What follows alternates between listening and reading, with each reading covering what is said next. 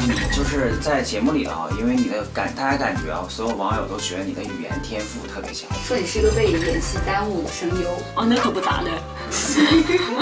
哦呦，义乌小商品城应有尽有，来，走过路过不要错过。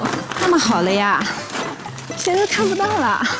唐山，回家吃饭了。唐山呢？唐山，弟弟热爸叫你吃饭呢。回家吃饭了。哎，人等等嘞！哎呦，我的天嘞！哎呦嘿！哎呀妈，瞎整啊！没有声音，我声音可以粗也能细，你会模仿？但我会现在有点尖，嗓音有点尖。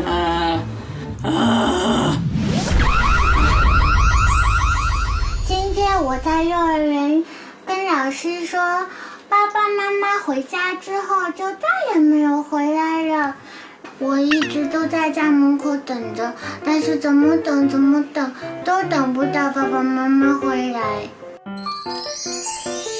小伙子呀，干嘛的呀？那是不要上来的，这是女生楼层好吧？那不可以的，这是学校有规定的。现在都几点钟了？你看看表啊，小伙子，他是要走后门的，绝对不可能的啊！下去。